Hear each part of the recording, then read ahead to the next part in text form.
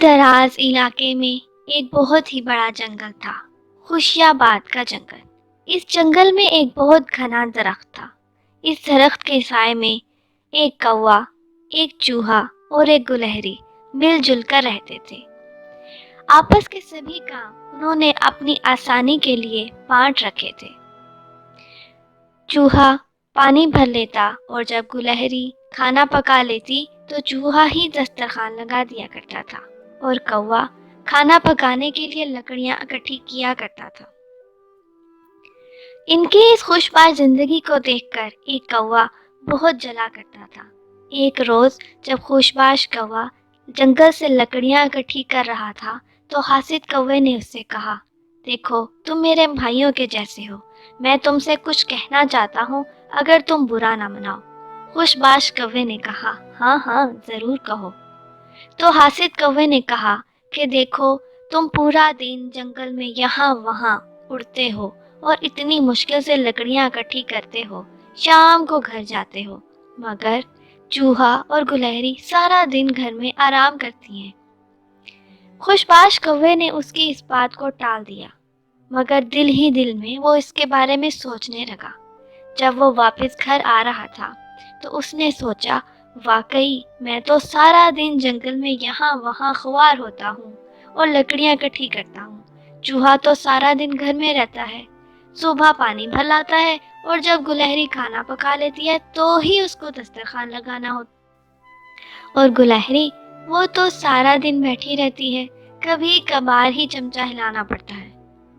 कौवा दिल ही दिल में ये सब बातें सोचकर बहुत परेशान था।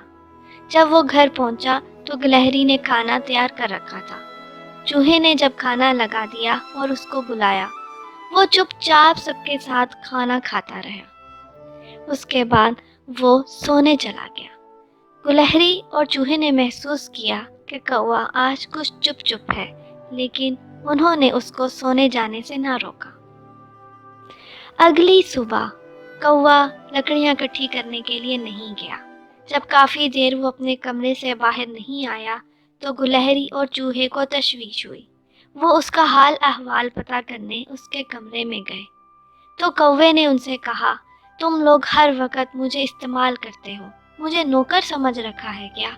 मैं लकड़ियां इकट्ठी करने नहीं जाऊंगा, खुद ही लाओ अपने लिए लकड़ियां। काफी बहस और मुबाहिसा के बाद उन्होंने इस बात पर इत्तेफाक किया कि आइंदा कौवा मियाँ सिर्फ पानी भरा करेंगे, गुलहरी लकड़ियां इकट्ठी करने जाएगी और चूहा खाना पकाया करेगा और खुद ही दस्तरखान भी लगाया करेगा। दोनों दोस्तों ने कौवा मियाँ को मनाने की बहुत कोशिश की, मगर वो नाराज ही रहा। गुलहरी जंगल में लकड़ियां इकट्ठी करने के लिए चल पड़ी। वो जंगल में लकड़ियां इकट्ठी कर रही थी कि एक जंगली बिल्ली ने इतनी मोटी ताजी गुलहरी को देखा, उसके मुंह में पानी भर आया। वो गुलहरी पर झपटी और उसे पकड़ लिया। बिल्ली ने गुलहरी को बड़े मजे से खा लिया। काफी देर तक जब गुलहरी वापस न आई तो कौवा और चूहा परेशान हुए। कौवा ने सोचा, क्यों ना मैं जंगल में जाकर देखूं कि गुलहरी कहाँ रह गई है। जब वो जंगल में गया तो वो देखकर हैरान रह गया कि एक बिल्ली अब बड़े मजे से बैठी अपना मुंह साफ कर रही है और उसके पास ही कुछ लकड़ियां पड़ी हैं। समझदार कौवा समझ गया था कि वो गुलहरी इस बिल्ली का खाना बन चुकी है। कौवा बहुत परेशान हुआ, वो दिल ही दिल में शर्मिंदा था। वो बिल्ली पर झपटा, मगर इतनी तेज बिल्ली और ये मासूम सा कौवा, इनका क्या मुकाबला था। कौवा वापस घर आ गया और उसने आकर अपने साथी चूहा को सारी बात बताई। चूहा अपनी गुलहरी को खोने पर बहुत उदास था।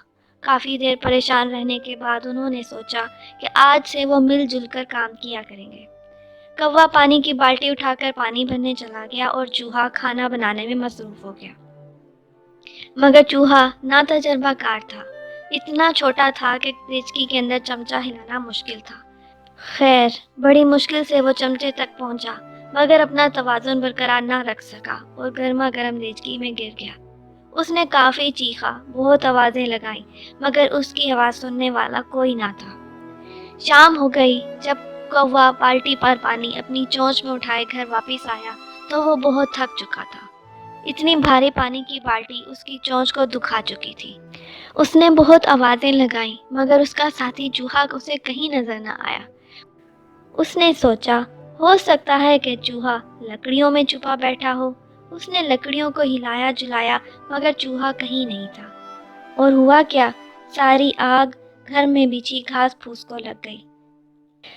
ہڑبڑاہٹ میں کوا بالٹی اٹھائے کنویں کی طرف بھاگا تاکہ اور پانی لا سکے، لیکن کوے کا پاؤں بالٹی میں پھنس گیا اور کوا بالٹی سمیت کنویں میں گر گیا۔ اس نے باہر نکلنے کی بہت کوشش کی، بہت ہاتھ پیر مارے مگر ناکام رہا۔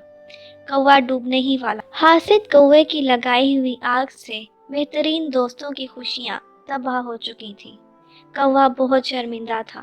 اس سے پہلے کہ وہ اپنی جان کی بازی ہار دیتا، اچانک سے آواز آئی، اٹھو کوے بھائی، اٹھ بھی جاؤ، کتنا سوؤ گے؟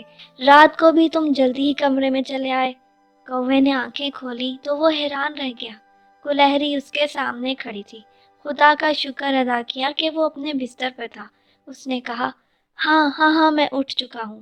گلہری نے اسے کہا، جلدی اٹھو اور باہر آؤ، چوہے نے دسترخوان لگا لیا ہوگا۔ کوا بہت خوش تھا اور اس نے پکا ارادہ کیا کہ آئندہ وہ کبھی کسی حاسد کی آگ سے اپنی خوشیوں کو برباد نہیں کرے گا۔ سبھی لوگ ہنسی خوشی رہنے لگے۔